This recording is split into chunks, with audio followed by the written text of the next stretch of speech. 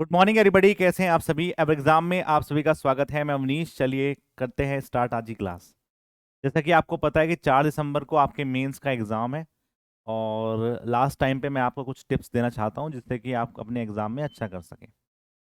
सबसे पहली बात तो ये है कि कुछ क्वेरी है बच्चों की, उन्हीं को मैं डिस्कस कर लेता हूं। जैसे कि सबसे पहली बात ये है कि पढ़ाई में बिल्कुल मन नहीं लग रहा। अब लग रहा है लास्ट मोमेंट पे बस कि कुछ भी कर लेंगे ज़िंदगी में, हम आईएएस निकाल देंगे ऐसा ऐसी फील आती है लास्ट मोमेंट पे कि यार हम तो क्यों चक्कर में पड़े हुए हैं इस चक्कर में। तो ये जो चीज़ है ना, कंट्रोल करना पड़ेगा। अपने मन को समझा लीजिए कि बाबू सोना रुक जा 2 दिन, ठीक है। आप पेपर है उसके बाद देख लेंगे जो करना है। क्योंकि देखो क्या होता है, मेरा ये मानना है कि जब से आपका ऑब्जेक्टिव पेपर हुआ है ना, तो आपको क्वेश्चंस बहुत ज़्यादा दिखने चाहिए। मतलब कवरेज होना चाहिए आपके क्वेश्चंस का। क्योंकि ऑब्जेक्टिव क्वेश्चंस, मान लो कि आप अपने एग्जाम से पहले 10 क्वेश्चन ऐसे देख के गए कि जो एज इट इज़ आपके एग्जाम में आ गए, ठीक है, या आपसे हो गए वो क्वेश्चंस, तो 10 क्वेश्चन मतलब आप, इसका मतलब हो गया 30 नंबर। और वो 30 नंबर आपको कहाँ लेके जाएगा वो आपको पता ही है मेंस के एग्जाम में, क्योंकि एक क्वेश्चन 3 नंबर का है। तो इसलिए अभी जो बचा हुआ टाइम है उसमें सिर्फ कुछ भी नया मत करिए, ना लोग ज़्यादा लोगों से बात करिए, ना टेस्ट दीजिए। ठीक है, अब टेस्ट देने का टाइम नहीं है। अब यदि सिर्फ उनको रिवाइज करने का टाइम है जो आपने गलतियां की हैं। दूसरा, जो आपके नोट्स हैं उनको आप रिवाइज करिए बार बार, और जो क्वेश्चंस आपने लगाए हैं पहले उनको आप देख लीजिए एक बार कि कैसे कैसे कैसे कैसे कैसे इसमें हुआ है। मान लो कि वो एज इट इज आ गया, आपको नहीं भी आता तो आपको उसका आंसर पता है, और वो क्वेश्चन एज इट इज आपके एग्जाम में आ गया, तो वो आपको 3 नंबर देके जाएगा। कोई आपसे नहीं पूछेगा कि यार क्या कॉन्सेप्ट था इसका। तो इसलिए मैं आपसे बोलता हूँ कि उस पर आप काम करिए और आराम से काम करिए। दूसरा ये होता है कि पेपर को अटेम्प्ट करना कितना ज़्यादा रहेगा, कितना अटेम्प्ट करें, what is your safe score. ठीक है, तो सब तुक्का मार रहे हैं इसमें, क्योंकि पहली बार पेपर हो रहा है ये, और पेपर का पैटर्न किसी को पता नहीं कि कैसा क्वेश्चन पूछेगा एसएससी इस बार। लेकिन फिर भी आपको ये समझना है कि क्वेश्चंस कम अटेम्प्ट नहीं करने हैं। ये ना हो कि आप 50 क्वेश्चन अटेम्प्ट करके आए, क्योंकि सिंपल सी बात है कि एक छोटा सा जो सर्वे है वो ये कहता है, मतलब आप सबका सर्वे है ये, ठीक है, जो आपने टेस्ट दिए हैं, कि यदि बच्चा 80 क्वेश्चंस अटेम्प्ट करता है ना 100 में से, तो 20 से 15 क्वेश्चंस तो ऐसे होते ही हैं जिनको वो गलत करेगा, जिनको वो निगेटिव में लेके जाएगा। कुछ ना करते करते भी सिली मिस्टेक्स हो जाती हैं, आप गलतियां कर देते हैं और 20 से 15 नंबर ऐसे आपके कट जाते हैं। यदि ये कटेंगे तो आप 60 नंबर पे आ जाएंगे, 60 नंबर पे आ जाएंगे, और फिर इनका 1/3 का नेगेटिव मार्किंग भी होगा। ठीक है, तो ये भी ये भी आपका काटेगा 1 नंबर। ठीक है, तो 20 नंबर आप और घटा लीजिए, और 60 × 3 आप कर लीजिए, दैट इक्वल्स टू 180, और 20 मार्क्स आपके अलग से कटेंगे। ठीक है, तो ये कुल मिला के आपके 160 हो जाएंगे। और फिर आप अपने, हो सकता है कि भैया ये तब हो रहे हैं 160 नंबर जब आप 80 क्वेश्चन अटेम्प्ट करके जा रहे हैं। अब जो बच्चे 50 क्वेश्चन अटेम्प्ट कर रहे हैं तो उनकी एक्यूरेसी इतनी अच्छी होगी ही नहीं। फिर वो अपने आप कंपटीशन से, या 60 क्वेश्चन अटेम्प्ट कर रहे हैं, वो अपने आप ही कंपटीशन से अलग हो जाएंगे। इसलिए अटेम्प्ट ठीक ठाक होना चाहिए कि 70-80 मार्क्स का आप अच्छा करके आए, और कोशिश करें कि आप बिल्कुल सही पे ज़्यादा मारें, तुक्के मारने की कोशिश ज़्यादा ना करें। ठीक है, दूसरा ये है कि पेपर को कैसे अटेम्प्ट करना है।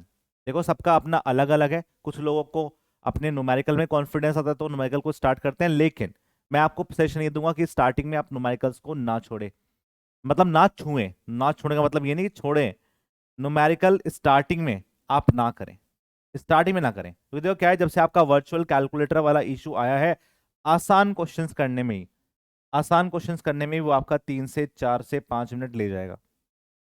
ठीक है, एक क्वेश्चन। तो उससे पहले ये कि फर्स्ट गो में ना आप उन क्वेश्चंस को ज्यादा करें जिनमें आपको ज्यादा कॉन्फिडेंस है। और आप जब फर्स्ट गो में आप शुरू के एक घंटे में आप 50 क्वेश्चन, 40-50 क्वेश्चन कर चुके हो, और ये वो क्वेश्चंस हैं जो आपको 100% श्योरिटी में हो इनमें कि भैया ये मेरे क्वेश्चन सही है।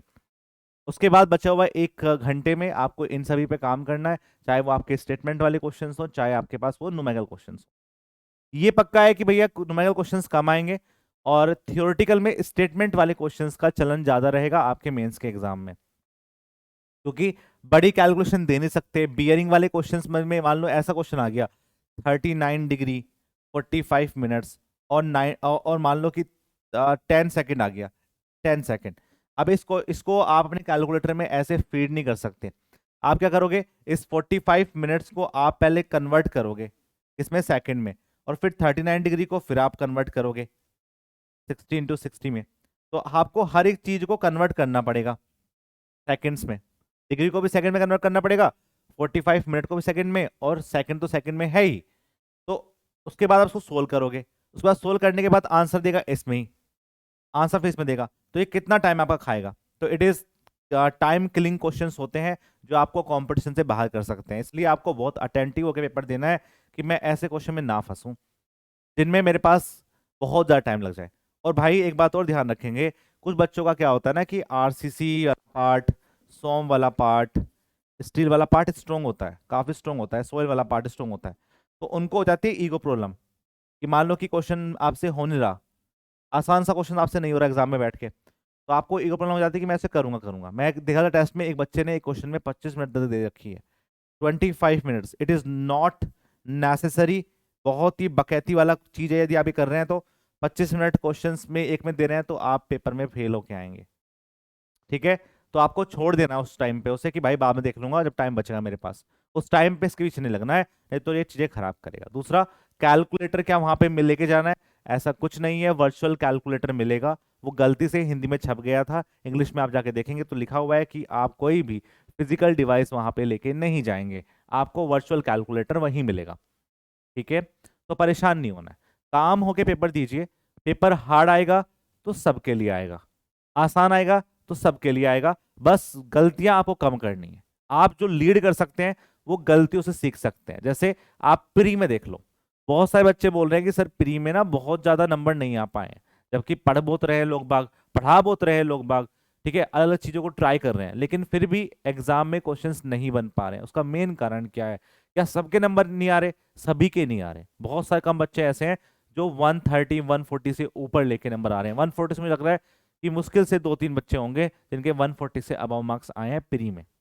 ठीक है, वरना मैक्सिमम के नंबर कम ही आए हैं, और एवरेज तो आपका 10 से 120 के बीच में ही है, उसमें बहुत सारे बच्चे हैं। तो आपको समझना ये है कि भाई पेपर हार्ड आया, सबके लिए आया है, उतना ही कट ऑफ आपका कम चला जाएगा, लेकिन बस बेसिक अंडरस्टैंडिंग और जो आपके कॉन्सेप्ट है वही आपको आगे लेके जाएंगे।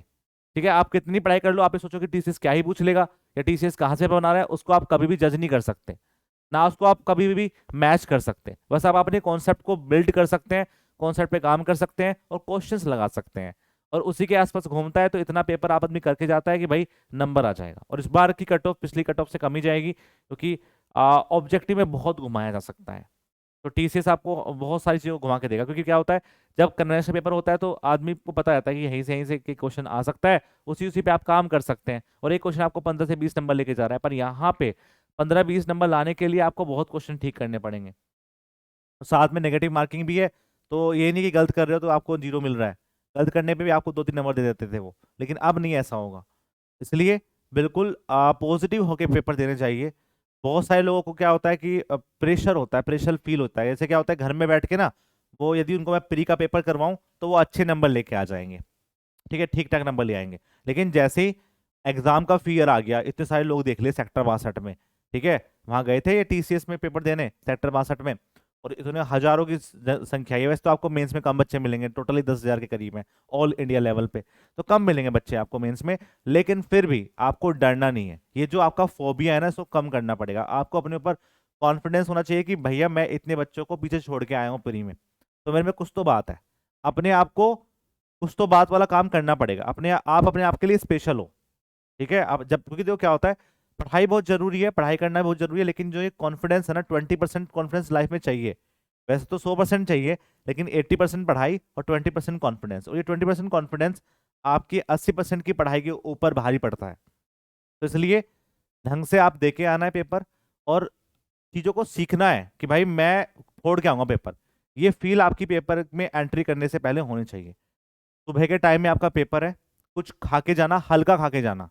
ये ना हो कि आप पराठे पेल के जा रहे हैं 4-5, नहीं, हल्का खा के जाना, और नींद लेके जाना थोड़ा सा। अभी से आज, जैसे आज से आप बात डाल लो कि आपको रात को सोना है, ठीक है, थोड़ा सा आप थोड़ा सा घूम सकते हो, थोड़ा सा बाहर जा सकते हो, बात कर सकते हो लोगों से। घर में आप बैठ रहोगे एक कोने में और बाबा सोचते रहोगे तो फ्रस्ट्रेशन लगेगा ज़्यादा। ठीक है, जिससे भी आप, जिसको भी आप चाहते हैं या जिसको भी आप पसंद करते हैं बात करना, उससे थोड़ा सा बात कर लीजिए कि भाई ऐसा ऐसा सिस्टम है, मैं काम कर लेता हूँ ऐसे, तो चीज़ें आसान हो जाएगी। हमने बहुत अच्छे से चीज़ों को कवर किया है, पढ़ाया है आपको, बहुत सारी चीज़ें आपको वहां से देखने को मिलेगी, और आप बोलोगे सर कि बहुत कुछ आया है पेपर में जो हमने आपको पढ़ाया है।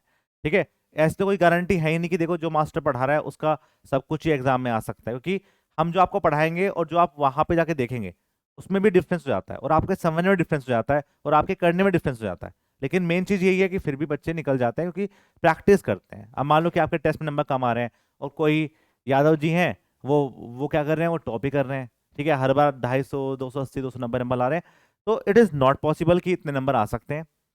वो अलग क्राइटेरिया है, आप टेस्ट के नंबरों को मेन नंबर से जज नहीं कर सकते। ठीक है, यदि ऐसा ही होता तो प्री में भी बच्चे 190 180 मार रहे थे, पर क्या हुआ, एक दो बच्चों के नंबर 140 से अबव आए। तो ये बहुत अलग चीजें हैं। वो बच्चे दो दो बार टेस्ट, तीन तीन बार टेस्ट, रीटेक टेस्ट, बहुत सारी चीजें होती हैं जो आप कर सकते हैं और दिखाने के लिए कि हम सबसे आगे हैं। तो बस अब आपको अपने जो आपकी गलतियां हैं उनसे सीखना है। ठीक है, कोई चीज नई मत ट्राई करना, नया क्वेश्चंस मत देखना, जो आप पढ़ चुके हैं उसी को रिवाइज मारना। ठीक है, बस इतना करना है।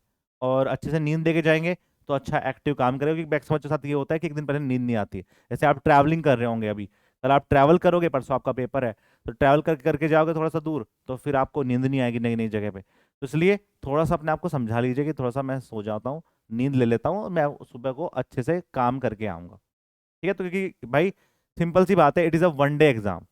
आपका ने क्या पढ़ाई करी है, कैसे नहीं करी है, वो तो चीजें मैटर करेंगी, लेकिन उस दिन आप कैसे काम कर रहे हैं वो बहुत बड़ी चीज है, क्योंकि आपको फिर दोबारा से चीजें ठीक करने का मौका नहीं मिलेगा जो बड़े एग्जाम में मिलता है। मान लो पेपर एक दिन में तीन तीन हो रहे हैं, दो दो हो रहे हैं, हर दिन हो रहे हैं, तो मान लो कि आपका पहला दिन पेपर खराब हो गया, तो आप अटेंटिव हो जाते हैं कि मैं अगली बार अच्छा करके आऊंगा अगले टेस्ट में, पर यहाँ पे आपको मौका नहीं मिलेगा। ठीक है, यहाँ पे एक ही दिन पेपर होना है, तो इसलिए अच्छे से होके थे, अच्छे से करके जाना, और वो अच्छा पेपर जाएगा आपका। ठीक है, क्योंकि आप सब प्री पास करके आए हैं और आपको पता आइडिया है कि नॉन, जो मेरे पास नॉन टेक तो यहाँ पे है ही नहीं, टेक्निकल वाला पार्ट है, उसमें मैं कैसे क्वेश्चन कर सकता हूँ। बहुत से क्वेश्चन ऐसे होते हैं जो एलिमिनेशन मेथड से हो जाते हैं, उन पे आप काम करिए।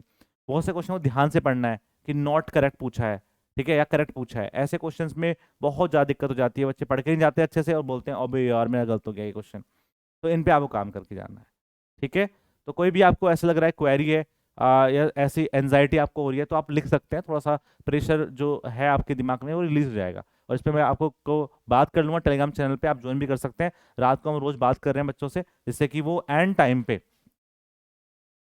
ठीक है, अवनीश शर्मा के नाम से टेलीग्राम चैनल है, उसको आप ज्वाइन कर सकते हैं, जिसपे आप लास्ट टाइम पे बात भी कर सकते हैं मुझसे पर्सनली भी, जिससे कि कोई भी आपको दिक्कत हो रही है लास्ट में मैं उस पर काम कर सकता हूँ। अपना एडमिट कार्ड लेके जाना, पेन कॉपी वहाँ पे सब कुछ मिलेगा।